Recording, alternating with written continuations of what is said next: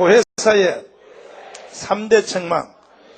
보혜사 성령이 사람에게 오시면 한없는 사랑만 부어주는 게 아니고 성령님은 때때로 우리를 책망해 주십니다. 책망도 축복입니다. 책망도 사랑입니다. 가만히 제가 목회하다 보면요, 여러분들은 그냥 교회 다닌 것 같지만 제가 눈은 적어도 볼 거 다 봐요. 이렇게 성도들을 보면 이런 것이 보인다고요. 어릴 때 부모로부터 제대로 훈계를 받은 사람, 뭐 받은 사람? 어릴 때 훈계로, 부모로부터 훈계를 제대로 받고 자란 사람은 다 커가지고 여기 지금 신앙생활하는 우리 여기 지금 어른들 보면 보여요. 아, 저 집사님은 어릴 때 부모로부터 올바른 훈계를 받았다. 훈계. 따라해봐요. 훈계. 근데 어떤 집사님들 보면요, 하하, 저 집사님은 어릴 때부터 부모로부터 훈계를 제대로 못 받았구나. 지 멋대로 컸구나. 3살 때 버릇이 언제 가요? 알기는 뚫어지게 하네. 그러니까 훈계가 사랑 중에 하나요, 축복 중에 하나요. 근데 사람들은 훈계받기를 싫어한다고요. 그러나 성경은 이렇게 말합니다. 훈계하라 그래 되어 있습니다. 훈계하라. 따라서 훈계하라.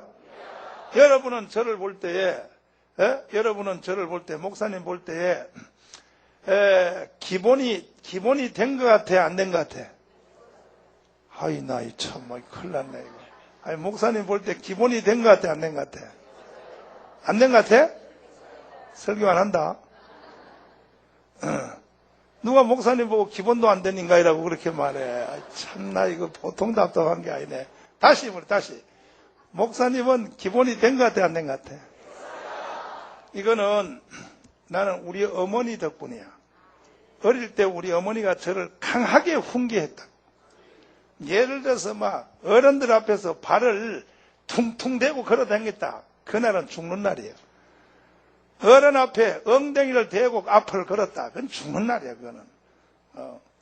손님들 왔는데 돈 줘. 그날은 장례식 하는 날이에요. 우리 어머니가 어릴 때 저를 굉장히 강하게 훈계했다고. 그래서 제가 기본이 잡혔다고요. 근데 보면 나이가 80이 돼도 기본이 안 된 인간 많아요. 훈계가 안 돼서 그래요, 훈계. 근데 성령님이 우리에게 오시면 성령님은 사람에게 사랑만 부어주는 게 아니라 성령님이 3가지를 책망한다. 책망. 뭐 한다고요? 그가 오시면, 자, 7절부터 한번 읽어봐요. 성경 말씀 시작. 그러하나 내가 너희에게 실상을 말하니 내가 떠나가는 것이 너희에게 유익이라. 내가 떠나가지 않으면 보혜사가 너에게 오지 않을 것이다. 그가 8절 시작. 그가 와서 죄에 대하여 의에 대하여. 그가 와서 그가 누구냐? 그가 바로 보혜사 성령님이에요. 예수님이 이 세상 계시다가 하늘나라로 가실 때가 되니까 십자가에 못 박혀 돌아가실 때는 끝없이 그에 대한 말씀을 합니다. 그가 누구냐면 보혜사예요. 보혜사에 대해서 예수님이 끝없이 말을 합니다. 여러분, 우리가 보혜사를 잘 알기를 바랍니다. 그가 오시면, 보혜사가 오시면 3가지를 책망한다 그랬어요. 첫째, 따라서 죄에 대하여, 따라서 의에 대하여, 심판에 대하여. 그럼 이게 무슨 뜻인가? 보혜사가 오시면 당연히 죄를 책망하지만, 그러나 보혜사가 오시면 우리에게 책망하는 죄는 우리가 생각하는 것하고 전혀 다른 거예요. 우리는 죄 그러면 뭘 생각하냐 하면, 사람들은 죄 그러면 윤리적 죄를 죄인 줄 알아. 도덕적 죄. 이것이 죄의 머리에 박혀 있다고. 그러니까는 죄 그러면 사람들은 제일 먼저 윤리적 죄, 그 다음에 도덕적 죄, 이런 죄를 죄인 줄 알고 사람들이 머릿속에 알고 있어요. 그러나 보혜사 성령이 오시면 죄의 개념을 바꿔놓는 거예요. 보혜사 성령이 오시면 내가 그동안 죄라고 생각했던 생각을 뒤집어 놔버려요. 당연히 윤리적, 도덕적 죄도 죄지만은 성령 보혜사가 사람 속에 오면 그동안에는 내가 죄라고 생각하지 않았던 것이 죄라고 성령이 책망해 주는 거예요. 그것이 무슨 죄인가 하고 뒤에 성경 구절을 보니까 9절 말씀 봐요. 우리의 죄의 관념이 개념이 다르단 말이에요. 9절 시작. 죄에 대하라 하면 저희가 예수 믿기 전에 교회 나오기 전에는 죄 그러면 윤리적 죄니까 주로 십계명을 위반한 죄, 무슨 살인하지 말라, 간음하지 말라, 도덕질하지 말라, 거짓말하지 말라, 이것이 죄인 줄 알아요. 당연히 그것도 죄지만 죄 중에 제일 큰 죄는 무슨 죄냐? 죄에 대하라 하면 저희가 나를 믿지 아니하며 하는 걸 보니까 예수님과의 관계의 죄. 무슨 죄요? 예수님과의 관계의 죄가 제일 큰 죄라는 거예요. 이것을 우리는 몰라. 보혜사가 오면 가르쳐줘요. 우리는 그동안의 죄 그러면 우선 나타나는 죄, 그러니까 관념적인 죄, 다시 말해서 윤리적, 도덕적 이것만 죄인 줄 알았는데 당연히 그것도 죄지만 제일 큰 죄는 뭐냐? 저희가 나를 믿지 않는다는 것은 예수님과 관계가 안 된 거. 이것이 죄 중에 제일 큰 죄라는 거예요. 성령이 오시면 죄에 대하여 그렇게 새로운 개념을 가르쳐 준다는 거예요. 이해되시면 하면 성령이 보혜사가 사람 속에 오시면 야, 그동안엔 너희들이 죄 그러면 살인하지 말라, 간음하지 말라, 도덕질하지 말라, 거짓말하지 말라, 이것이 죄인 줄 알았지? 그것도 당연히 죄지만 그거보다가 더 큰 죄는 저희가 나를 믿지 아니하며 예수님과의 관계가 안 된 것이 제일 큰 죄다. 보혜사가 오면 그것을 가르쳐 준다는 거예요. 오늘 여러분 보혜사의 책망 속에 들어가기를 바랍니다. 믿습니까?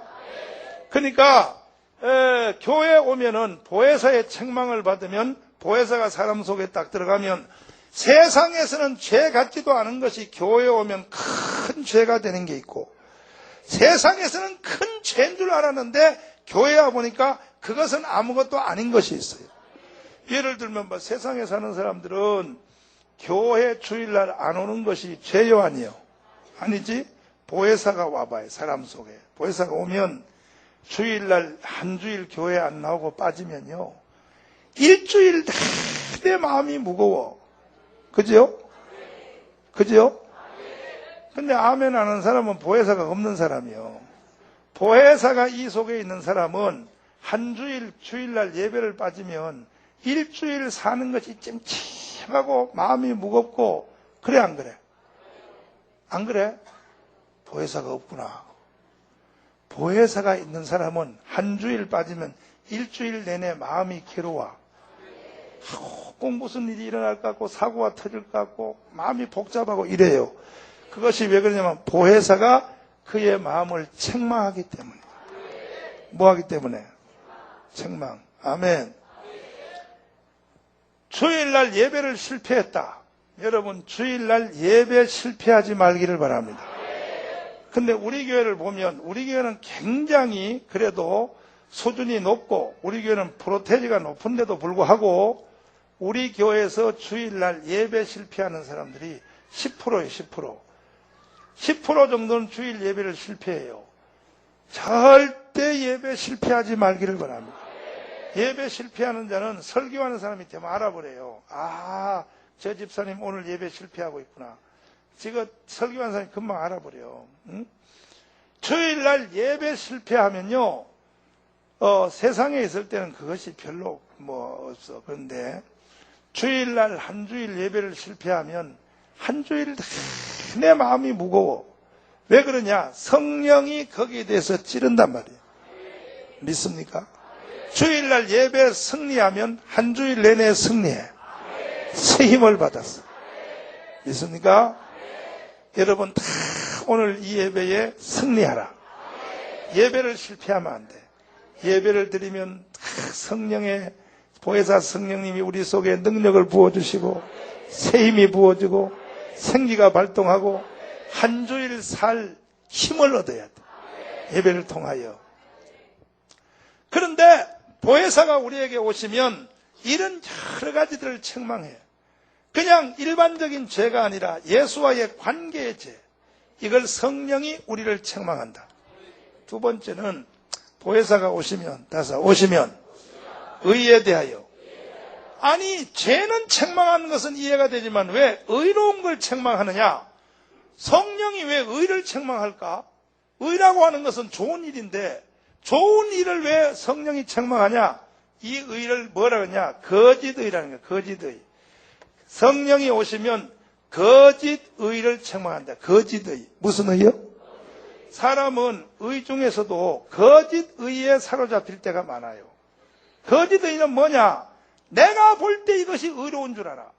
내가 볼 때 이게 정당한 줄 알아. 사람이 자기의 확신 속에 빠지면 누구도 옆에서 말을 해도 안 들어요. 그러니까 사람이 거짓의에 빠질 경우가 많이 있습니다. 예를 들면 보십시오. 자, 충성 그러면 충성은 좋은 거예요, 나쁜 거예요? 좋지. 근데 북조선에서 김정일한테 충성하는 거는 좋은 거예요, 나쁜 거예요? 봐요. 충성은 좋은 건데 어디에 속하여서 하느냐에 따라 다르잖아. 그죠? 충성은 좋은 것이로되 내가 어디에 속해서 하느냐에 따라서 다르단 말이에요. 그러니까 성령이 보혜사가 오시면 한 번 더 합니다. 죄에 대하여, 의에 대하여. 왜 의를 책망할까? 나는 의롭게 생각하고 정당하게 생각했는데 성령이 아니라고 하는 거예요. 예를 들면 봐요. 자, 어려운 사람들을 구제하고 어려운 사람들을 도와주는 것은 착한 일이요, 나쁜 일이요? 착한 일 맞지? 그건 다 의로운 일인데 성령이 오시면 내가 착한 일이라고 다른 사람을 도와줬는데 성령이 아니라고 하는 거예요. 아니, 내가 착한 사람이 착한 일이 도와줬는데 왜 아니라 그래? 성령이 책망해. 그거는 너가 잘난 척하고 다른 사람에게 잘 보이려고, 너가 의로움을 나타내려고 너가 이렇게 구제했기 때문에 그것은 죄야. 이렇게 성령이 우리 내면을 꼬집어 준다고. 성령이 이렇게 책망한단 말이에요. 성령이. 믿습니까? 의를 책망하는 성령이야. 이거 외에도 많아요. 우리 사람들은 의로움을, 착한 행실을 의로운 줄 알아요. 그러면 하나님이 말하는 의는 뭔가? 그 다음에 해석을 예수님이 말했어요.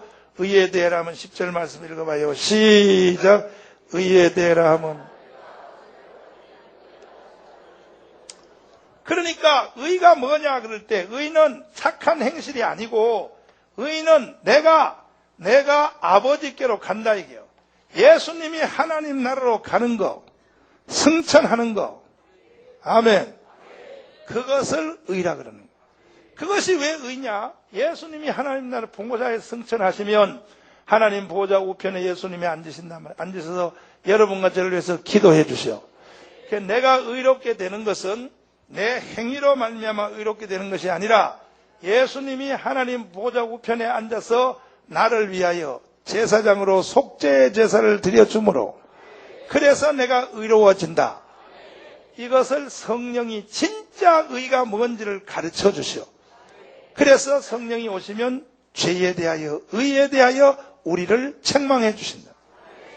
여러분 다 성령님의 책망을 듣기를 바랍니다. 성령의 책망을 안 들으면요, 자기의 의에 붙잡혀서, 자기의 고집에 붙잡혀서, 그리고 자기의 정당성에 붙잡혀서, 거기다 신념 더하기, 거기다 고집까지 붙어놓으면 누구도 못 말려. 지금 보세요. 아니 세상에. 지금 시내 시청 앞에 거기는 난리 났어요. 뭐냐? 노무현 자살한 걸 기념해서 노란 옷을 입고 지금 광란을 부리고 있어. 전국에서.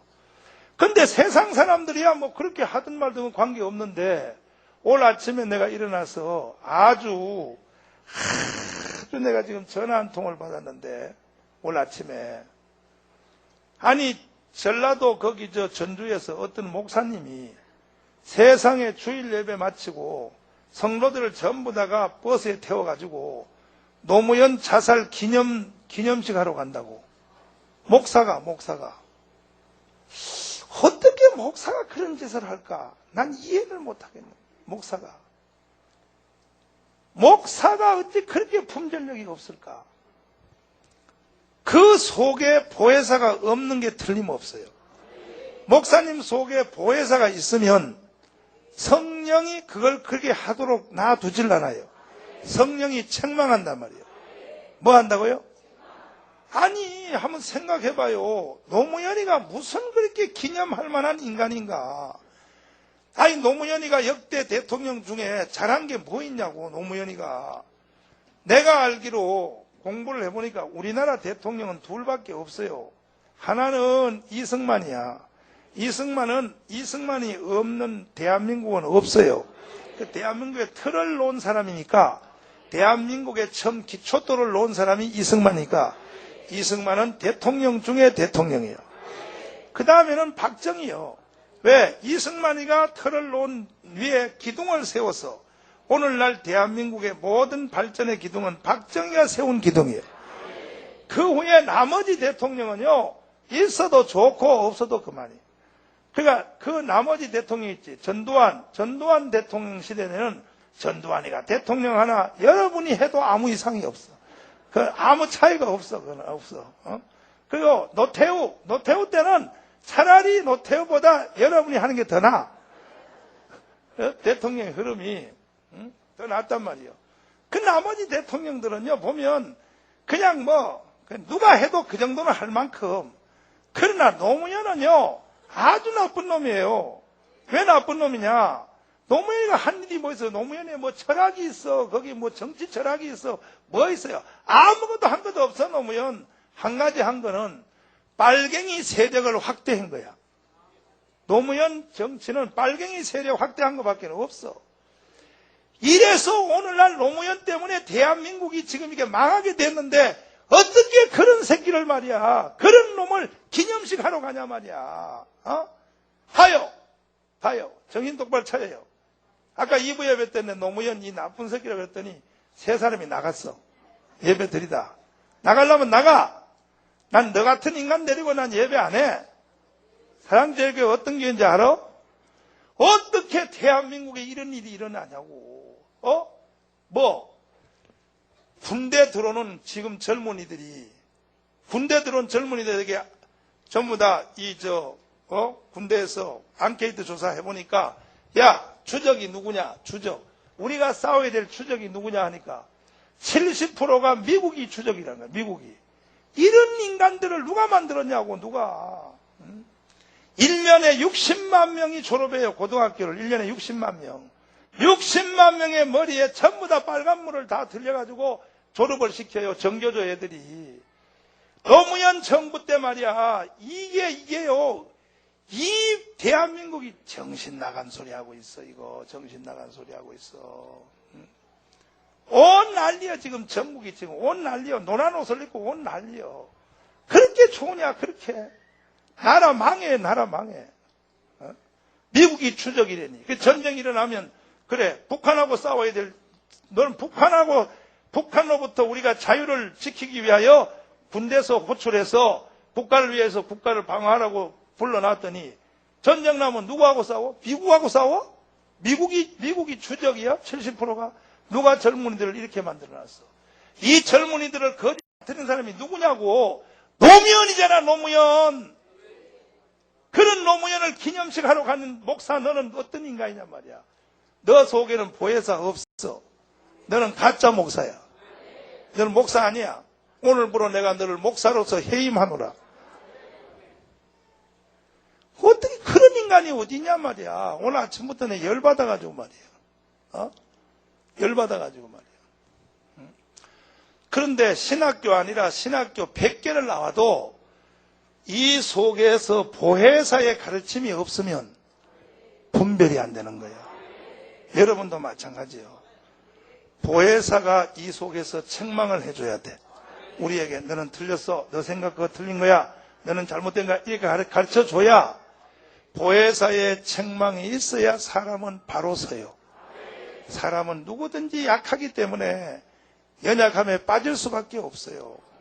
이해되시면 아멘이요? 교회 안에서도 보면 책망받기를 싫어하는 교인들이 점점 더 늘어나고 있어. 뭐 말하면 삐져가지고 교회 안 나와. 이거 봐. 사람이 책망을 싫어하면 안 되는 거예요. 책망은 보약이야. 책망은 뭐요? 옆 사람 나 손잡고 해봐야. 책망은 보약입니다. 책망 없이 자라난 인간은 나이가 60살, 70살 돼도 보면 기본이 흐트러져 버려. 그러니까 책망할지라도 삐지지 마십시오. 책망한다고 삐지면 안 돼. 책망은 보약이란 말이에요. 그래서 성령께서 오시면은 우리 속에서 3대 책망을 해요. 따라서 죄에 대하여, 의에 대하여. 그 기독교인들 중에서 또 그것도 목사들 중에 지금 노무현 기념식 하러 가는 인간은 그것이 자기가 볼 때는 정당하게 보이는 거야. 정당하게. 노무현 대통령은 서민들을 편에 서서 서민들에게 가치관을 부여한 사람이고 이렇게 정당하게 보이는 거야. 그것이 보혜사가 있으면 그것이 아니란 걸 성령이 가르쳐준다. 그러니까 노무현 기념식 하러 가는 인간은 그 속에 보혜사 없어. 보혜사 있는 인간은 절대 그 짓 안 해요. 보혜사가 이 속에서 책망을 해준단 말이에요. 오늘 여러분 속에는 보혜사의 책망이 일어나기를 바랍니다. 보세요. 이걸 보시라고요. 참 이 대한민국이 보면 지금 위험한 경지에 빠졌는데 대한민국이 지금 사사기의 사이클에 들어가서 사사기. 성경에 보면 사사기라는 성경이 있어 없어요? 있는데 그 사사기 성경은 쭉 읽어보면 그만큼 두꺼워도 많은 내용이 나와도 사사기의 내용은 사사기가 흘러가는 사이클이 있어요. 자, 한 시대를 하나님이 축복하여 번성하면 뭐 하면요?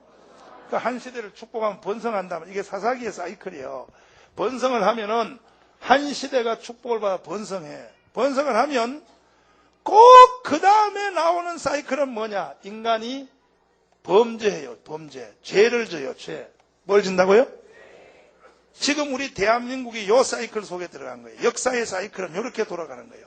한 번 더 번성하면 죄 지고 그 대한민국이 하나님의 축복을 받아서 번성하여 해방 후에 지금 대한민국은 대한민국이 존재한 반만 년 동안 5천 년 동안에 이 대한민국이 제일 지금 잘 사는 거예요. 세계 10대 나라에 들어간 거예요. 대한민국 이렇게 잘 산단 말이에요. 우리 지금 장이동은 사실은 우리가 사는 장이동은 여기는 다 서민 동네이기 때문에 우리 한국에서 우리는 다 여기서 잘 못 사는 다시 말해서 밑바닥층의 사람들이 살아. 여러분과 제가 그 산단 말이에요. 그럼에도 불구하고 우리가 지금 제일 한국에서 못 사는 층에 속했는데도 북한보다가 100배 더 잘 살아. 북한보다 뭐요? 그러니까 불평하면 돼, 안 돼? 감사해야 돼. 북한에서는 소고기, 1년에 소고기를 한 번밖에 못 먹어. 김일성 태어난 생일날. 그것도 작년엔가는 못 줬어. 그것도 못 줘서 김정일이가 사과했어. 아버님 수령님의 유언을 받들여 여러분에게 하얀 쌀밥과 소고기국을 못 드리는 게 대하여 가슴 아프게 생각한다 그랬어. 김정일이가. 근데 여러분들은 소고기를 1년에 몇 번 먹어? 몇 번 먹어요? 당뇨병 걸릴까봐 안 먹잖아. 저도 안 먹잖아. 응? 그러니까 한국이 이렇게 잘 산단 말이야. 지금요, 지금 우리나라에 지금 큰 재판 하나가 지금 이루어지고 있는데, 한국에서 별 2개니까 사단장이면 사단장. 뭐라고요? 별 2개면 사단장이 북한 공작원에게 매수가 돼가지고 흑금성이라고 간첩 행위를 해가지고 지금 붙잡혀가지고 지금 한 5명이 재판을 받아요. 지금 참 이 대한민국이 웃기는 나라요. 별 2개가 북한의 공작원한테 붙잡혀가지고 그 다음에 그것을 뒤에서 또 팔아먹은 사람에서 흑금성 사건 재판받는데 그 아침에 내가 신문에 기사를 보니까, 어제 보니까, 그 사람이 북한이 한국의 장교들을 납치, 그 다음에 유인 해가지고 북한으로 데려간 사람이 많은데 그동안 한국 군대에서 창피해가지고 하나도 언론에 보도를 안 했어. 보도를 안 하고 창피해가지고 북한으로 현역 장교들을 북한 사람들이 돈으로 사가거나 아니면 납치해서 데려갔는데 우리나라 군대가 이번에 작년에 천안호 사고도 마찬가지지만 처음부터 바로 천안호가 났을 때 바로 이게 북한이 뗐다 이렇게 그냥 딱 했으면 되는데 그렇게 군인들의 약점이 창피한 거야. 그것이 창피해서 말하기 싫어가지고 버벅버벅거리다가 나중에 뭐 할 수 없어서 북한이 뗐다 하니까 국민들이 뭐 사실이다 아니다 자꾸 이런 소리 한다고. 군인들의 약점이 자기들의 그 군대의 그 권위에 창피할까봐 많이 숨겨요, 군대는. 그래서 뭐 자기들끼리 총기 사고 나서 죽어도 자살해서 죽었다 이렇게 발표하고 그래요. 군대는 그런 경우가 많은데 거기에 기사에 보니까 지금 북한에 있는 그 인민들이 지금 막 밑바닥은 술렁술렁한데요. 왜 술렁술렁하냐? 한국에서 있는 그 텔레비 드라마 있죠. 드라마 그 DVD 테이프 북한으로 싹 다 들어가 있대. 그 숨어서 보면 거기 드라마에 보면 제일 충격받는 게 뭐냐 하면 한 집의 아파트에 방이 아들 방, 딸 방, 엄마 방, 아빠 방. 요즘은 사이가 안 좋아서 또 따로 자잖아. 한 집안에 다 방을 하나씩 가지고 사는 거에 드라마 나오잖아. 북한 사람들이 충격을 받는데요. 근데 저것이 사실이냐? 아니면 북한 사람들을 혼란케 하려고 드라마를 따로 만들었냐? 북한 사람들이 그렇게 생각하다가 탈북자들이 연락을 해주니까 뭐라 그러냐? 다 우리가 드라마 본 것이 사실이다. 한국에 와보니까 다 사실이다 해서 친인척한테 다 가르쳐줘. 그게 북한이 지금 막 난리래. 또 하나는 드라마에 밥 먹는 반찬 있잖아, 반찬. 반찬 때문에, 드라마 나오는 것 때문에, 진짜 저렇게 이거 영화 찍으려고 저렇게 일부러 먹나? 사실 그렇게 여러 가지를 놓고 먹나? 그 탈북자 애들이 한국에 와보니까, 드라마보다 더 많이 먹더라. 해서 막 북한이 뒤집어진대. 이렇게 우리가, 대한민국이 잘 살아요. 이해가 돼요?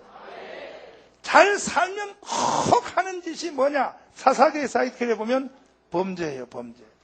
지금 대한민국이 요 단계에 왔어. 죄를 지면 그 다음에 사사기 사이클의 세 번째 단계는 뭐냐?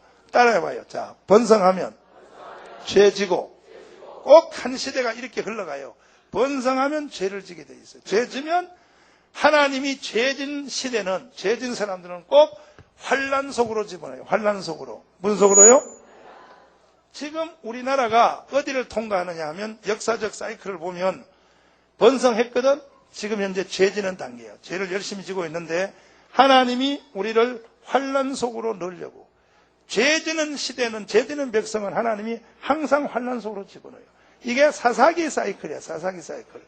그러면 환란 속으로 집어넣으면 백성들은 항상 뭐하냐? 그때의 회개예요. 회개. 뭐예요? 하나님 잘못했어요 하고 부르짖어요. 사사기가 자 여호와께 부르짖으며 하고 자 잘못했습니다. 하나님 잘못했습니다. 그래. 그 회개하고 부르짖으면 하나님이 누구를 보내냐? 구원자 사사를 보내줘. 사사. 누구를 보내줘요? 사사를 보내줘서 하나님이 다시 회복시켜 주시오. 요 사이클이 사사기의 사이클이에요. 역사는 이렇게 돌아가는 거예요. 한번 따라 해봐요. 자, 번성하면 죄 지고 죄 지면 따라서 환란이 오고 따라서 환란이 오면 따라서 회개하고 회개하면 하나님이 사사를 세워주신다. 요게 사사기가 흘러가는 사이클이에요. 사사기는 이렇게 돌아가요. 역사는 돌아가는데 우리나라는 지금 어디를 지나고 있느냐 하면 한국은 현재 죄 지는 여기에 빠져 있어요. 열심히 죄를 지고 있어요. 번성했기 때문에 죄 지는 거예요. 지금 죄가 지금 한국에 그냥 꽉 차버렸어. 그러니까 하나님이 드디어 하나님이 한국을 환란 속으로 집어넣으려고 그래. 그러니까 저 빨갱이들이 나타나서 저렇게 난리를 치고 좌파 애들이 나타나 난리치고 앞으로 한국에서 오는 환란은 작년에 하나님이 한 번 경고했어요. 뭔 경고했냐? 구제역. 구제역을 정부에서 시시해서 여러분 조용하게 지나간 것 같지만 무슨 환란이었습니다. 구제역 때 우리나라의 짐승이 죽은 숫자가 400만 마리가 죽었어. 400만 마리. 몇 마리? 소하고 돼지가 죽은 것이 400만 마리야. 400만 마리가 죽었다니까. 예? 그러니까 400만 마리가 죽었는데 죄는 인간이 지고 벌은 짐승이 받았어. 죄는 사람이 지고 벌은 짐승이 받은 거예요. 돈은 얼마 손해봤느냐? 돈은 약 5조 원 받았어. 5조 원. 우리나라 작년 겨울에 5조 원의 돈이 날아갔어요. 낙동강 때문에 야당 여당이 국회의사당에서 모가지를 잡고 싸우고 막 하느니 아느니 했는데 1년 낙동강 공사비가 이 재앙 때문에 날아가 버린 거예요. 그리고 당장 죽은 것만 5조 원이지 손실이. 다시 송아지와 다시 돼지 새끼를 다시 씨를 조그만 걸 키워서 다시 어른 돼지로 만들어서 정상적으로 이걸 회복시키려면 20조. 몇 조요? 20조가 날아간 거예요, 대한민국이. 봐요, 하나님이 재앙 하나만 줘버리니까 이렇게 이건 시작이에요, 시작. 하나님의 경고예요. 그 앞으로 큰 두 가지의 환란에 들어갈 가능성이 말이에요. 한국은 하나는 첫 번째는 북조선이죠. 국방위원장을 통하여 때릴 수가 있어요, 한국을. 이게 뭔가 이게 하나님의 채찍으로 이게 왜냐하면 죄를 졌기 때문에 이 국방위원 북한을 통하여 환란이 올 가능성이 많고 또 하나는 한국에 있는 좌파 진지 때문에 좌파들 때문에 대한민국이 환란 속으로 들어갈 가능성이 많아요. 그러면 이번에는 우리가 하나님이 이 역사의 사이클에서 보면은 한번 따라해봐요. 번성하면 죄지고 죄지면 쓸어넣고 환란 속으로 쓸어넣는단 말이야. 쓸어넣는데 가끔 가다 보면 사사기에서 요 사이클을 한번 건너뛰는 경우가 있어요. 어떻게 건너뛰냐? 요것이 건너가는 경우가 있는데 번성을 해서 죄를 지면 환란 가운데로 들어가는데 환란 들어가기 전에 먼저 회개하는 경우가 있어요. 시대적으로. 그럴 때는 이 한 텀을 지나서 가는 거예요. 환란을 지나서. 아멘. 역사적으로는 이 지구상에 있는 나라 중에 영국이 그런 나라예요. 영국이요 가장 이 환란 없이 한 시대를 사는 나라입니다. 영국이란 나라는요, 영국은 어떤 사이클을 가지고 사냐면 이 사사기 사이클을 알고 영국은 이 텀을 잘 건너뛰어요. 대한민국은요 꼭 요걸 순서대로 이루어야 돼요. 대한민국은 꼭 가야 돼. 이번에 우리는 영국처럼 아멘 이 텀을 건너뛰어야 돼요. 어떻게 뛰어야 되냐? 바로 이렇게 해야 돼. 번성하면 죄지고 번성하면 죄 안 질 수는 없어. 이거는 인간이라서 번성하면 죄 지게 돼 있어. 죄 지는 건 죄 질지라도 그 다음에 환란 속으로 들어가기 전에 환란 속에 들어가면 그 다음에 회개해요. 인간은. 우리는 그렇게 하지 말고 번성하면 죄 지고 죄 졌을 때 환란 가기 전에 먼저 회개하자. 먼저 회개하면 이 환란을 뛰어넘어 버려. 한 텀을 건너서 간다면. 이것을 하기 위하여 여러분과 제가 지금 1천만 서명 운동을 통하여 아멘 이 대한민국을 바로 세우려고 하고 있는 거야. 있습니까? 우리 교회가 선지자 사명을 하지 아니하면 결국은 한국은 이 역사를 다시 갈 수밖에 없어요. 이게 하나님이 일으키는 역사의 사이클이에요. 다시 한번 해봐요. 번성하면 죄 지고 지금 한국은 죄 지는 단계야. 열심히 지금 지고 있어. 한국은 말할 수가 없어요. 죄 중에도 유형적인 죄, 무형적인 죄, 드러나는 죄, 드러나지 않는 죄 말할 것도 없어요. 대한민국은 지금 죄의 구덩이에 빠져 있어요. 그래서 하나님이 지금 드디어 환란 속으로 집어넣으려고 그래요. 한국을 집어넣으려고 하는 요 찰나에 우리는 환란까지 가기 전에 먼저 회개하자.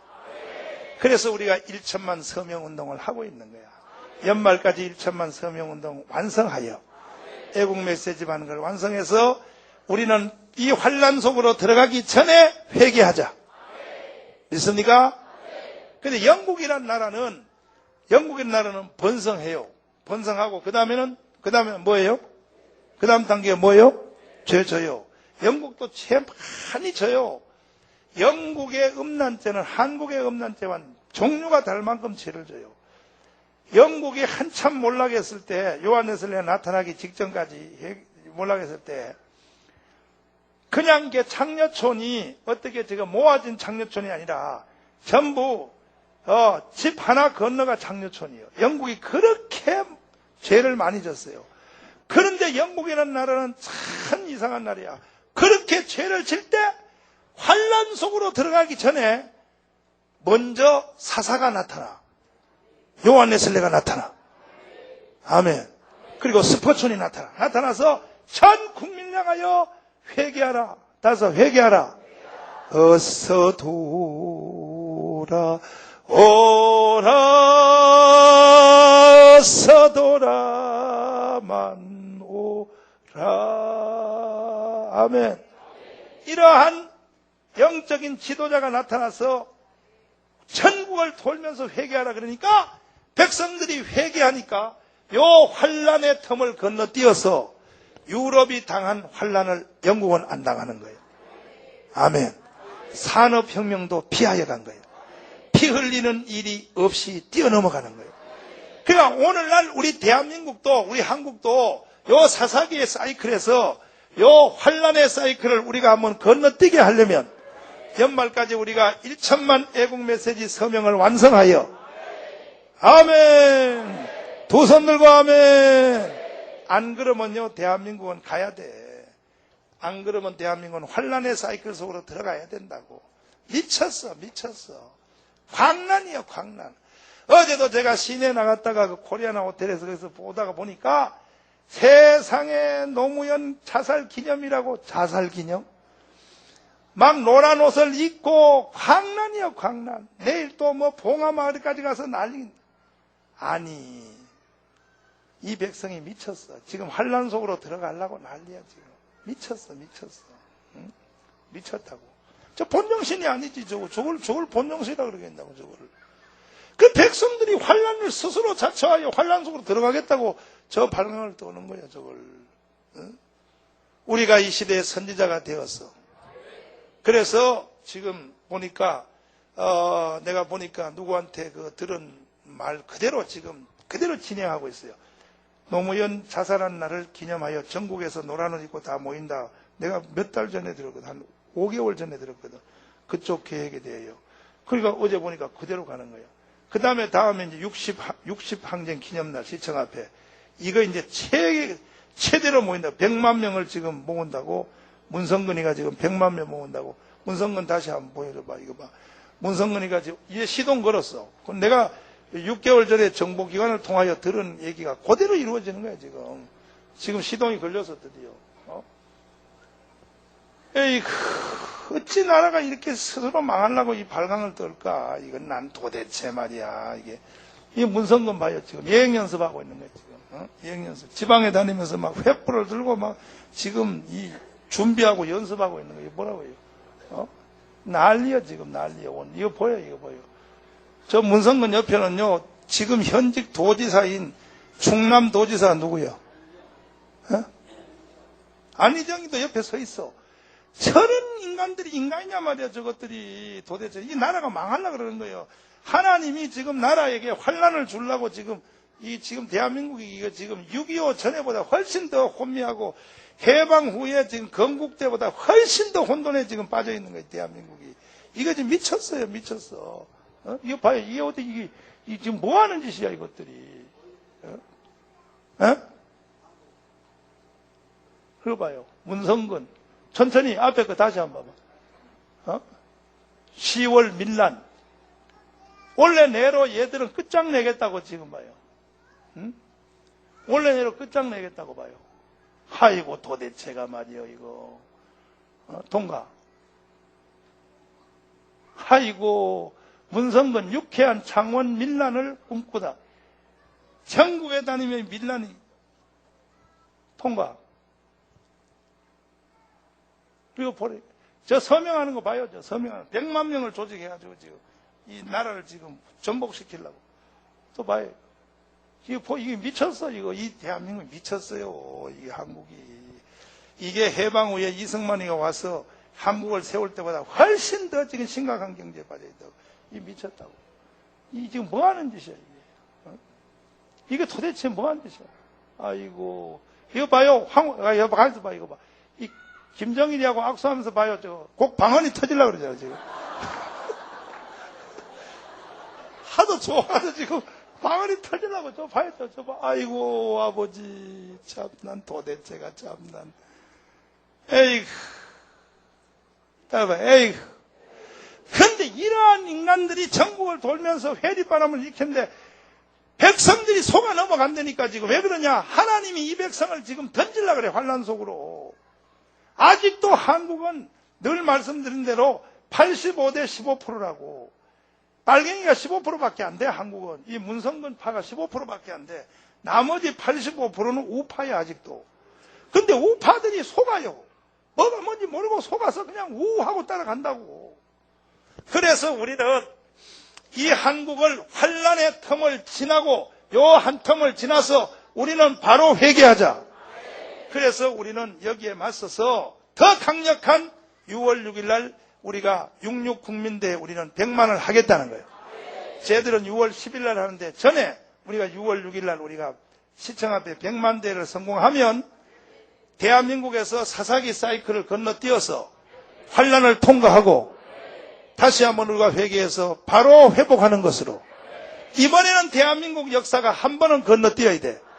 5,000년 동안 대한민국도 계속 이 사사기 사이클로 살아온 거야. 한번 해봐요. 번성하면 죄지고 죄지면 가사보다 환란이 들어가고 이거 대한민국이 일제시대 때도 다 이 사이클로 살아온 거야. 이번에만큼은 대한민국이 이 사이클에서 환란의 사이클 이 틈을 건너뛰어서 이번에는 한번 건너뛰어야 돼요. 그러기 위해서는 우리가 사랑제일교회가 일어나서 우리가 66 국민대회를 성공시켜야 돼요. 100만 명을 시청 앞으로 이제 2주 남았는데 사랑제일교회 다니는 사람들은 목숨 걸고 한 사람이 100명씩을 포섭하여 와야 돼. 몇 명씩? 한 달치 월급 투자해. 한 달치 월급 투고 10,000원씩 사가지고 내가 10,000원 줄 테니까 가자. 10,000원씩 사가지고라도 시청 앞에 모여서 우리가 이 불을 끄지 문성근의 이 불을 끄지 아니하면 여러분 개인과 개인 가지고는 안 돼요. 나라가 있어야 내가 있는 거야. 그렇게 가르쳐줘도 모르냐고요. 사랑제일교회 성도만큼은 제 마음을 이해해야 돼. 저는 이 시대의 선지자야, 선지자. 나는 기도하는 사람이기 때문에 알아버려요. 이 나라가 어떻게 돌아갈 걸 나는 미리 알아버려. 아멘. 그러니까 사랑제일교회가 다 목사님 마음을 공유하여 이번에 우리가 이 시대의 선지자 사명을 잘하여 이 환란의 텀을 뛰어넘을 수 있도록 연말까지 1,000만 명 조직하는 이거 안 되면 결국 대한민국이 이 정상적 역사의 흐름의 텀 속으로 들어갈 수밖에 없어. 결국은요, 우리가 이 세상에서 생명이 떠나고 하늘나라 가기 전에 후손들이 아니라 우리 시대 말년에 대한민국은 다시 일제시대 때 36년 동안 그 국가를 잃고 하는 것처럼 환란의 사이클 속에 들어갈 수밖에 없어요, 대한민국은. 그러나 일본이 한국을 침략하지는 않아, 이제는. 한국이 환란 속에 들어갈 사이클은 제1번이 누구냐? 북조선이에요, 북조선. 이 북조선 때문에 환란 속으로 들어갈 가능성이 많아요. 하나님이 딱 준비시켜 놨어. 왜? 죄가 무르익었기 때문에. 여기서 이번에는 우리가 들어가기 전에 회개하자. 들어가기 전에 회개하면 우리가 이것을 한번 건너뛰어야 돼. 5천만 년 동안에 5천년 우리나라 유구한 역사 속에서 한 번은 이 사이클을 건너뛰어야지. 꼭 이걸 가야 되겠냐고. 꼭 얻어 터져야 정신 차리냐고. 이번에는 얻어 터지기 전에 한 번은 이 환란을 건너뛰어서 사사기 때도 보면 다시 해봐요. 번성하면 죄 지고, 다섯, 죄 지면, 다섯, 환란 속으로 들어가고, 그 미디안이나 블레셋이나 이렇게 환란 속으로 들어가면 그 다음에 그때 회개한다고 사람들은. 들어가면 회개해. 회개하면 하나님이 사사를 세워서 다시 회복시켜 주셔. 이번에는 우리가 환란 속에 들어가기 전에 이미 죄는 졌으니까, 대한민국 이미 죄는 졌어. 무르익었어. 죄는 졌으니까 이번에는 환란에 들어가기 전에 바로 건너뛰고 회개하자. 동의하십니까? 진짜요? 그러니까 우리가 6월 6일 국민대회를 꼭 성공시키기 위하여 사랑제일교회 성도들은 한 사람이 100명씩을 포섭하여 돈으로 주고 사서라도 시청 앞으로 우리가 다 모여서 이 시대의 선지자 사명을 감당해야 돼. 믿습니까? 안 그러면 이 한국은요, 올해 안에 올 연말쯤 아니면 내년 초에 가면 대한민국은 환란 속으로 들어가 버려요. 완전히 무질서한 속으로 들어가서 대한민국 큰일 나버려요. 큰일 나버려요. 그런데 감사한 것은 제가 이것을 들고 이 시대 선지자 사명을 다하기 위하여 목사님들에게 선포하고 그리고 가르치고 전국을 다니며 포럼을 해보니까 이 백성들이 알아들어요. 할렐루야. 지난주일도 내가 천국을 다니면서 한국은 망합니다. 위기가 왔습니다. 하니까 옛날에도 이순신하고 이순신이가 왕한테 그랬거든. 나라가 망합니다. 빨리 10만 양병을 양성하세요. 10만 대군을 준비하자면 나라가 망합니다. 이순신이가 그때 선지자야. 그렇게 말하는데도 백성들이 안 들어. 왕도 안 들어버려. 무슨 이 나라가 망하냐. 무슨냐고. 아니 그 중앙대학교를 설립한 그 여자 그 누구시지? 이명신. 그분이 누구하고 친구냐면요, 이승만 대통령하고 친구요. 이승만 대통령하고. 이해됐어요? 그래서 자꾸 기도하는데 그 사람이 중앙대학교 세운 권사님이야. 기도를 깊이 하는데 하나님이 환란이 온다. 북한이 한국을 6.25에 대해서 북한이 한국을 치려고 한다. 기도하는데 그래서 이승만한테 가서 가르쳐줬어. 이승만하고 친구니까 아무래도 한국에 북한으로부터 전쟁이 일어날 것 같다고. 그랬더니 이승만이가 사람들을 북한에 간첩을 보냈어. 정보를 보냈더니 전부 거짓 보고요. 가지도 않고 이승만 밑에 있는 놈들이 아무 일 없습니다. 아무 걱정 없습니다.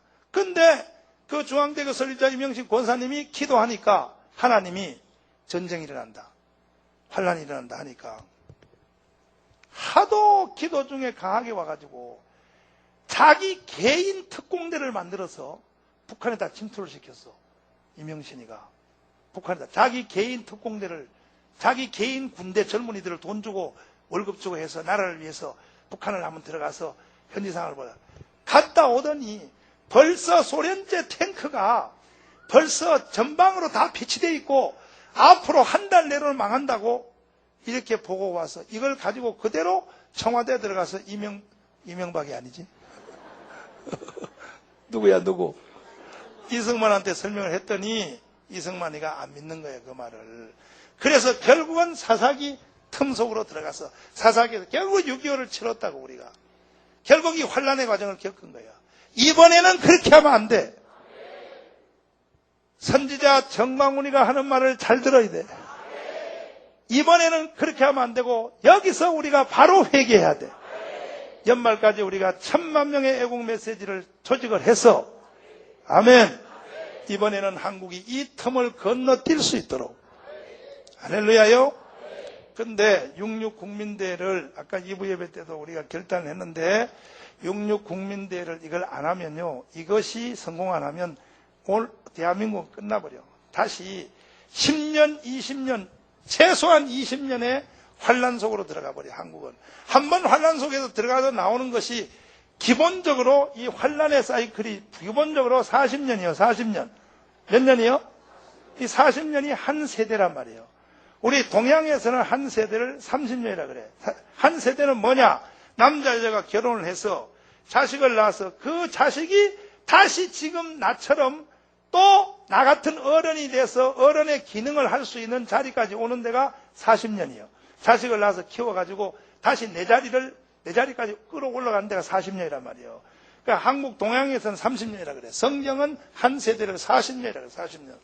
그러니까 보면 환란의 기간이 주로 40년이에요. 사사기를 잘 보세요. 거의 40년의 환란을 겪어요. 40년, 환란도 40년 해야 회개해요. 사람들이 환란 온다고 금방 회개 안 해요. 인간들이 끈끈해가지고, 끈적끈적해가지고, 나중에 선지자가 나타날 때까지, 회개하고 선지자가 나타날 때까지 40년 걸려버려요. 이번에는 그렇게 하면 안 된다 이거야. 이번에는 바로 회개해야 돼. 바로 정신 차려야 돼. 아멘. 우리는 1000만 양병을 모집하여 대한민국을 바로 세워야 돼. 믿습니까? 그래서 이번에 시청 앞에 이 대회를 꼭 해야 되는데, 시청 앞에 대회를 하려면 돈이 11억이 들어요. 11억. 얼마요? 11억 든데 우리 교회가 감당을 해야 될 것이 3억이요. 3억. 얼마라고요? 나머지 돈은 내가 김홍돈 목사님한테서 내 2억을 뺏어올 것이고, 비영배 장로님한테서 2억을 뺏어올, 나머지는 내가 다 감당할 테니까 우리 교회가 해줘야 될 사명이 3억이란 돈이 있어야 돼. 시청 앞에 집회를 하려면. 아멘. 나라를 살리기 위하여. 그래서 다음 주에 우리가 애국 헌금을 이번에 진하게 하는데, 이번에만 하고는 다시는 안 할게. 예수님 재림할 때까지 안 할게. 그러나 나라를 살리기 위해서 다음 주에 우리가 정성껏 애국 헌금 한 번만 마지막으로 하자. 아멘 소리가 좋잖아. 하자. 어떤 마음으로 해야 되냐면, 우리가 독립운동 할 때에 독립운동을 앞장섰던 사람들은, 헌병들이, 독립운동 지도자들은 다 잡아서 죽이니까 이승만은 미국으로 도망갔어요. 김구는 상해로 도망갔어. 남의 나라의 바깥에서 떠돌아 사는 사람들이 돈이 있어야, 돈이, 독립운동 자금이 있어야지. 그러니까 김구가 사람들을 저녁에 김구 밑에 있는 특공대를 이 한국으로 보내가지고, 배 타고도 못 잡히지. 또 열차 타고 오면 헌병한테 잡히지. 걸어서. 상해에서 지도를 보세요. 상해에서부터 쭉 산돈방도를 걸어가지고, 그리고 저기 북한의 단동을 넘어서 압록강을 지나서 이 한국 땅으로 독립투사들이 걸어가지고 이 우리나라의 이 민간인 집을 오는 거야. 저녁에 문을 두드리면 할머니들이 독립운동 그 자금을 마련하려고, 할머니들이 들어봐요. 길쌈을 짜고 배를 짜고 해서, 그래서 돈을 숨겨가지고 가지고 있어. 독립운동자들이 독립자금 거두러 오는 그것을 위해서 준비해가지고, 이래서 이 나라를 살린 거야. 이 여러분이 대한민국을 누리는 여러분들은 그냥 생각하면 안 돼. 대한민국이 왜 우리가 누릴 수 있다는 걸 알아야 되는 거예요.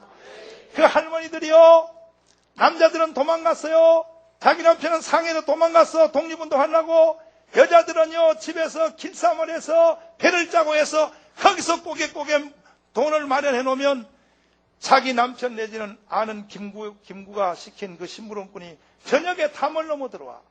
담을 넘어 들어와서 돈 얼마 마련했나 그러면 그 할머니들이 기다렸다가 접촉을 해가지고 그 돈을 줘서 걷어가지고 상해 가서 김구한테 갖다 준 거야. 아멘. 이래서 이 나라가 산 거예요. 다음 주에 우리가 애국헌금은 할머니들이 길쌈에서 만든 독립자금 마련한 거, 그런 심정으로 헌금을 해야 돼. 아멘이요? 3억 헌금 안 나오면 계속 할 거예요. 계속 할 거예요. 그 다음에 하와이 사탕수수밭이라고 여러분 들어봤습니까? 우리나라 젊은이들을 일본 놈들이 잡아가지고 하와이를 갖다 팔아먹었어. 남자들이 그때 양볕이 내리쬐는 데서 하와이 사탕밭에서, 여러 하와이 가봐. 하와이. 내 앞으로 1천만 명 우리가 다 연말까지 완성되면 우리 교회 전부 다 비행기, 전세 비행기 내가지고 내가 하와이 구경 다 시켜줄게. 안 믿어. 내 하와이 구경 시켜줄게. 내 시켜준다면 시켜줘. 아니, 대한민국을 살린 주체 교회인데 정부에서 해줘야지, 그거는. 안 믿어? 아니, 내 해준다니까. 연말까지 1000만 명 완성해. 내 하와이 구경 다 시켜줄게. 전세 비행기 돼가지고. 알았죠? 가보면요, 눈물 나요. 새벽 4시에 일어나가지고 종이요, 종. 이 조선 사람들이, 남자들이 잡혀가서 사탕밭에서 일을 하고, 하와이가 얼마나 덥나 한번 가봐라. 하와이는요 그냥 다 빤스하고요, 여자들 브라우자만 끼고 다녀도 땀이 질질 흘러요. 그러니까 그 더운 사탕밭에 일을 해가지고 나중에 장가도 못 가고 나이가 50살 60살이 됐어. 우리 독립운동 했던 사람들이 장가도 못 가가지고, 그 나중에 독립운동한 사람이 왔다가 이 사람들을 장가라도 보내야 되지 해가지고 사진을 찍어가지고 한국에 와서 한국 처녀 구한다고. 그런데 미국으로 시집간다 그러니까 한국에서 제일 예쁘고 제일 잘난 여자들이 신청을 다 했어. 미국인 좋은 줄 알고 가서 보니까 할아버지요. 남편이 다 할아버지라고. 비극적인 얘기예요. 비극적인. 애 낳고 10년 있으니까 남편 다 죽었어. 그래서 그 처녀들이 거기에 나중에 시집가서 그 처녀들이 늦게 낳은 그 아들을 데리고 혼자서 살아서 그 후예들이 지금 하와이에 있는 우리 한국 사람들이에요. 그 사람들이 사탕밭에서 죽기 살기 일해서 이 돈을 다 이승만한테 줬어요. 이승만한테. 누구에게? 그 이승만이 그 독립자금을 가지고 이 나라를 살린 거예요. 그러니까 여러분들은, 대한민국을 현재 누리는 분들은 그냥 아무 의미 없이 지각 없이 누리면 안 돼. 그분들에 대해 뜨거운 마음을 가지고 살아야 돼. 아멘. 그러니까 지금 다시 우리가 환란의 사이클 속에 들어가기 직전이니까 우리는 이번에 그런 심정으로 하와이 사탕밭에서 그렇게 일했던 바로 우리의 독립후손들, 그분들 또 상해 임시정부를 돕기 위하여 독립자금을 마련하기 위해서 일했던 그 할머니들의 길쌈하고 했던 그 심정으로 우리가 한번 이번에 헌금을 몽땅해서 6월 6일 날 국민대회는 꼭 성공해야 돼. 이거 안 하면 한국은 이 문성근 세력에 의하여 대한민국은 끝나버려요. 왜 모르냐고. 한눈에 왜 모르냐고. 문성근 저 세력들은 돈도 있어요. 돈도 있어요. 노무현 때 엄청난 기자금을 마련해 가지고 있어요. 대한민국은 끝나버려요. 그러니까 이제 우리가 사랑제일교회요, 일어나자. 따라서 일어나자. 그럼 목사님은 어떻게 이런 것에 대해서 감을 잘 잡냐고. 보혜사예요, 보혜사. 보혜사 성령이 오시면 가르쳐줘. 이렇게 될 일에 대해서 성령이 가르쳐주는 거야. 여러분 속에도 보혜사 성령이 계세요? 성령 받은 사람은 알아요. 이 되어질 일을 안단 말이에요. 이해되시면 아멘. 우리 몰수히 일어나서 우리 나라가 있어야 내가 있지. 나라가 없는 개인이 어디 있나? 나라가 있어야 가정이 있지. 나라가 없는 가정이 어디 있나? 나라가 있어야 교회가 있지. 나라가 없는 교회가 어디 있나? 그런데도 지금 말이야 멍하게 빠져가지고 말이야 나라가 다 망한지도 모르고 멍하게 빠져가지고 본정신이 아니지. 본정신이 아니야. 그러나 내가 전국에 쭉 이번 주에도 내가 애국 포럼을 다녀봤는데 다녀보니까 하나님이 이번에만큼은 한국을 사사기 사이클에서 환란의 사이클에서 건너뛰게 하려고 그래요. 알아들어. 백성들이 알아들어. 내가 이번 주에도 대구 신명여고 가서 예국 포럼을 하는데 동대구역에서 KTX 타고 내려가지고 택시를 타는데 택시 기사가 물어나보고 손님 어디 살아요? 서울이요. 대구 왜 왔어요? 빨갱이 잡으러 왔어요. 그랬더니 빨갱이를 왜 잡아야 되는가? 보세요. 지금 대한민국이 군대에 들어간 애들이 70%가 미군이 추적이라 그러고 그랬더니 이 택시기사가 자기도 평소에 이 나라는 이렇게 하면 망한다고 생각했대. 근데 선생님이 이렇게 전국에 다니면서 이걸 강연하고 다니냐고. 그렇다고 그랬더니 나는 강연만 하는 게 아니고 연말까지 1000만 명을 조직해서 대한민국을 바로 세워야 된다 그랬더니 그분이 바로 나도 거기다 사인하겠습니다. 그래 한 달에 1,000원 내야 되는데 1,000원 아니라 10,000원도 내겠습니다 해가지고 바로 사인. 내 말하는데 3분도 안 걸렸어. 바로 사인하더라고. 여러분도 해봐. 아이고 창피한 게 뭘지. 해보니까 택시기사가 막 분이 나서 그래요. 아우 나도 거기 참석하고 싶은데 지금 내가 오늘 회사에다가 납입해야 될 돈을 지금 때문에 내가 거기는 못 간데 내 진짜 선생님 지금 연설하는데 내가 가고 싶은데 이렇게 다 들고 일어나더라고요. 그래서 내가 지금 요즘은요 택시 타면서 사인 잘 받아요. 내가 시험해보려고. 다 해줘요. 내가 애국 메시지 한 달 내내 하루에 한 통씩 보내드리겠습니다. 알았습니다. 그 메시지 값은 선생님이 내야 돼. 내고 말고 내고 말고. 보내주기만 하세요. 해서 해보라니까. 이따 예배 마치고 집에 갔다 한번 해봐. 택시 타고 한번 해봐. 다 사인해버려. 이걸 보고 내가 확신했어.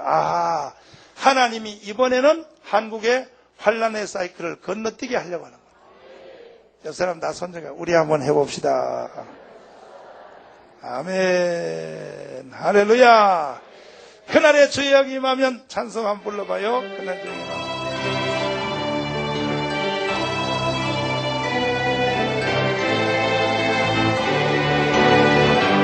그날입니다. 그날엔 주의 영이 금봉 이 땅에 모든 영이 깨어 일어나 주 예수를 부르는 자 구원되리. 모든 민족이요 모든 주 성령 부어주소서. 하나님의 백성 주의 말씀 주시고 꿈과 환상 주사 주의 비밀 알리소서. 우리 미사오니 하늘이 주의 날선고 두 손 들고요. 그날엔 주의 영이 금봉 일어나요. 금봉의 땅에 일어나요. 아멘. 모든 영이 주 예수를 부르는 자 구원. 손 내리시고 모든 열방에 주 성령 부어주소서.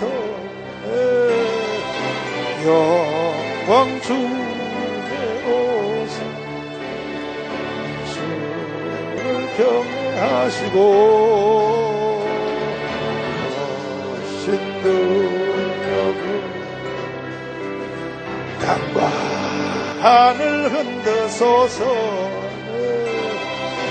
주를 기다려 우리 주의 날을 그 손 들고요. 그날의 주의 영이 금봉의 땅에 일어나 모든 영이 깨어 일어나 주 예수를 부르는 자는 보리랍니다. 보리라 그날에 주의 영광 가득한 세상 우리는 듣게 되네. 온 세상 가득한 승리의 함성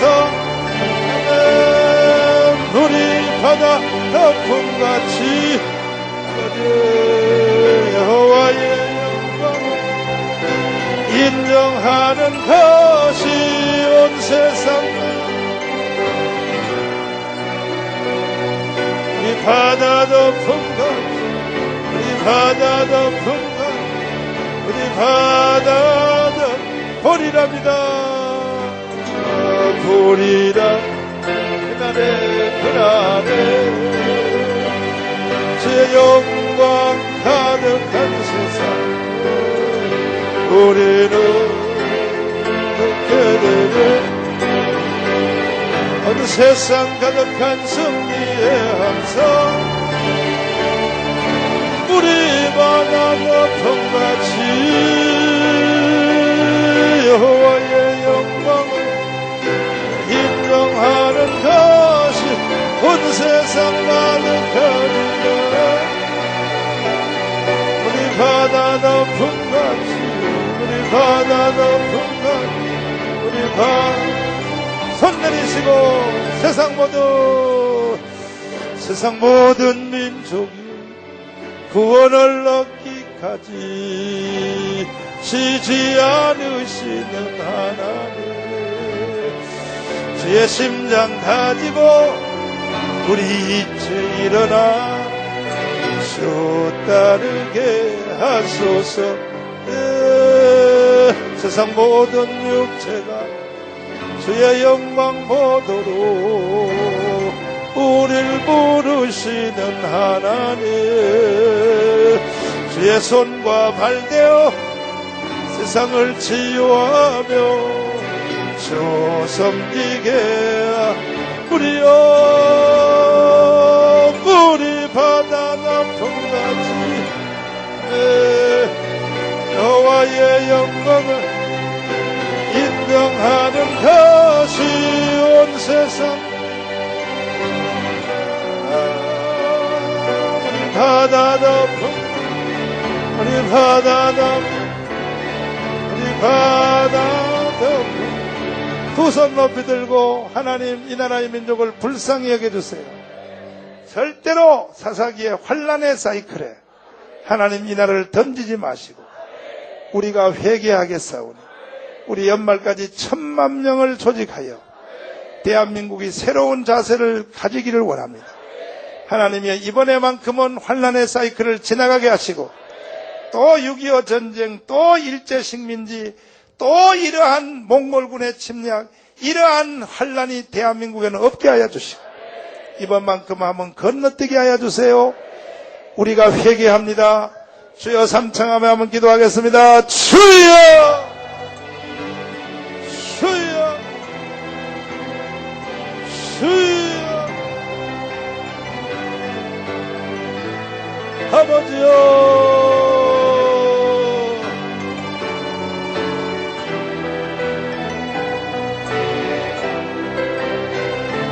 아버지,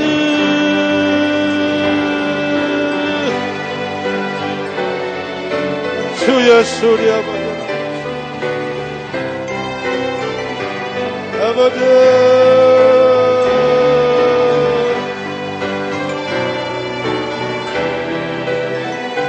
주여, 주님,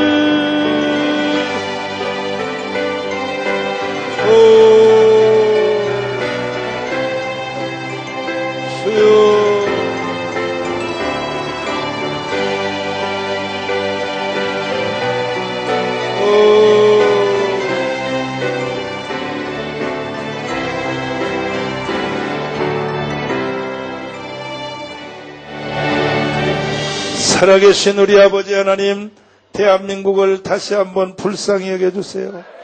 이번에만큼은 역사의 사이클에서 환란의 사이클이 건너뛰게 하시고 우리가 연말까지 1천만 명의 애국 메시지 조직을 하여 대한민국이 회개하기를 원하오니 하나님이여 불쌍히 여겨주시고 이 나라를 살리기 위하여 저희들이 6.6 국민대회를 준비하며 진행하고 있사오니 성령의 바람이 온 한국 땅에 불어제껴 주셨소.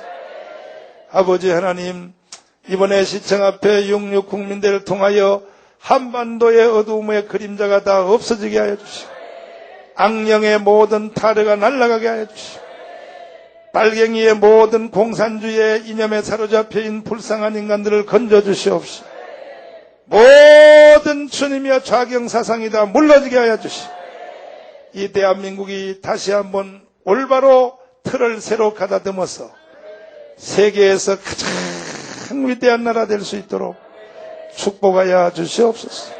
예수님 이름으로 기도드리옵나이다. 아멘. 자, 마지막으로 한 번 더 하자. 죄에 대하여, 의에 대하여. 성령이 오시면 죄가 뭔지도 모르고 사는 인간들을 성령이 두들긴다는 거야. 야야야 하고 돌린다. 야야야. 따라해봐. 야야야. 뭐가 죄인지를 아냐 사들. 성령이 오시면, 보혜사가 오시면 우리의 가슴을 친다는 거야. 따라서 의에 대하여. 뭐가 은지는 뭐냐, 뭐 착한 일 몇 가지 한 게 의가 아니라는 거야. 성령이 오시면 두른다는 거야. 다시 심판에 대하여. 심판에 대하여라는 것도 이 심판에 대한 개념을 우리는 전혀 잘 모르는 거야. 예수님은 그래서 심판에 대하여 하면, 심판에 대하여 하면 이 세상 임금이 심판을 받아야, 이거 마귀를 말해, 마귀. 마귀가 십자가 예수님이 죽을 때 마귀가 이미 죽었다는 거예요. 아멘이요? 그러니까 보혜사가 오지 아니하면 이 세 단어를 모른다는 거예요. 보혜사가 와야 한다는 거예요. 다시 한번 죄에 대하여. 보혜사가 안 오면 죄의 개념을 영원히 모르고 죽어. 따라서 의에 대하여. 보혜사가 안 오면 의가 뭔지를 모르고 자기 신념대로 착하게 사는 게 의인 줄 알고 산다 죽어버리면 나중에 불쌍해요. 따라서 심판에 대하여.